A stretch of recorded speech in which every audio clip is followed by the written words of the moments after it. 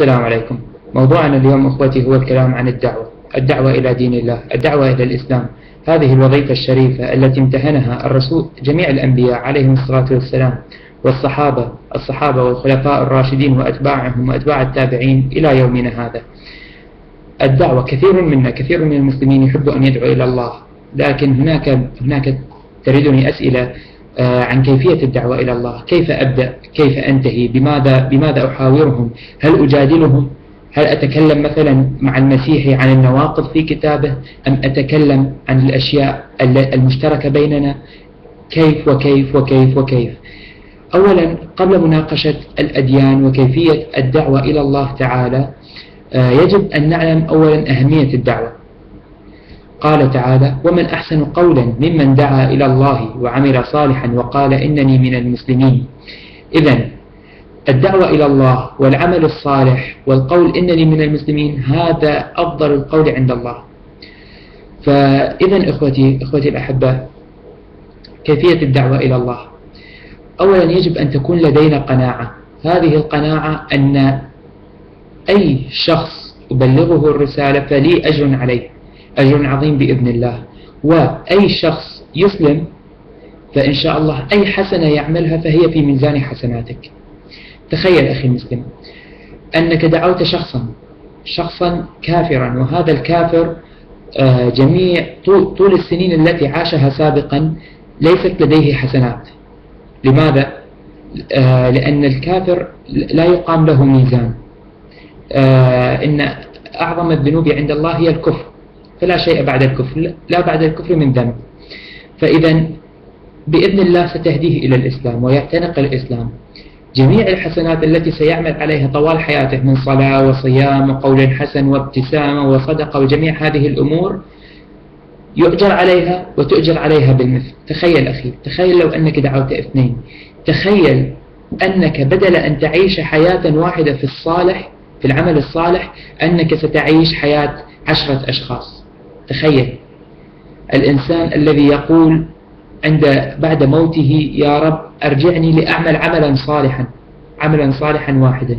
تخيل أنك تكون 10 أشخاص عائشة بعدك على وجه الأرض تعمل صالح. تخيل. فأخي المسلم، الدعوة إلى الله هي شيء عظيم. هذه المهمة التي امتهنها جميع الصحابة رضوان الله عليهم، ونحن أيضا جميع حسناتنا يعود الفضل للصحابة رضوان الله عليهم والرسول عليه الصلاة والسلام. ما أعظم هذا الدين. فإذا إخوتي، أولا من الأمور المهمة الدعوة إلى الله. يجب أن لا تضع في عقلك أن هذا الشخص إن أسلم فهذا يعني أنني عملت الصح، وإن لم يسلم فإنني لا أجيد الحوار، أو أنني مثلا لا أجيد الجدال أو إقامة الحجة عليه. لا أخي،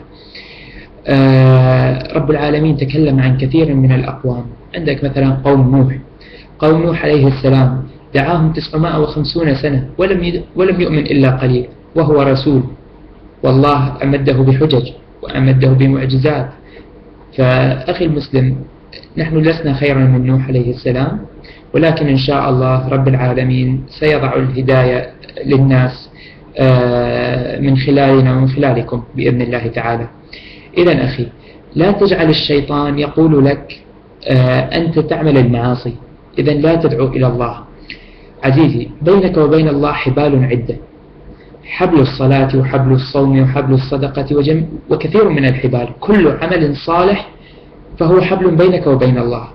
فإن كان هناك حبل مقطوع فلا تقطع باقي الحبال، فإن كثرة الحبال تساعدك على إيصال ما قطع، وأن كثرة الحبال المقطوعة والزيادة فيها تساعدك على قطع ما لك به صلة مع الله. فأخي المسلم، الإسلام الفرائض هي كالمنزل، والرواتب أو الأشياء التطوعية التي تفعلها فهي كالحديقة المحيطة بالمنزل. فإن أراد الشيطان الدخول إلى منزلك لهده أو لسرقته فيجب عليه أن يمر في الحديقة أولا، وإن شاء الله أثناء وجودي في الحديقة ستشعر عليه.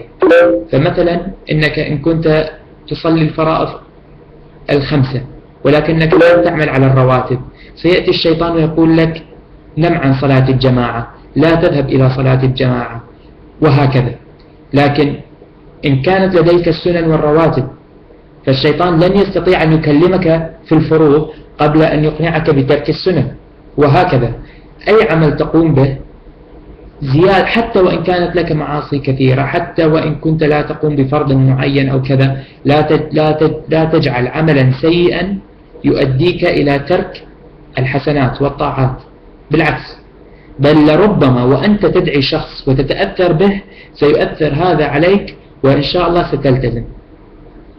فإذا أخوتي، إن شاء الله في الحلقات القادمة سنبدأ بنقاش كيفية محاورة المسيح وكيفية البدء في محاورتهم والأشياء التي يجب علينا أن نعرفها قبل أن نحاورهم.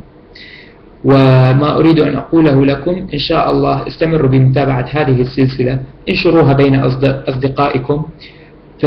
فمثلا في دول الخليج هناك الكثير من الأيدي العاملة غير المسلمة، هناك الكثير من الجاليات العربية التي تعيش في الخارج، وكل مسلم في قلبه حب لدينه، ولكن إن عرف كيف يقيم الحجة على غيره فشبه يقين أن جاليات كبيرة ستدخل الإسلام، أعداد كبيرة من الأيدي العاملة أو من الناس من المواطنين أو كذا. فيا أخوتي احرصوا على دينكم كما تحرصوا على دنياكم، بل وأكثر.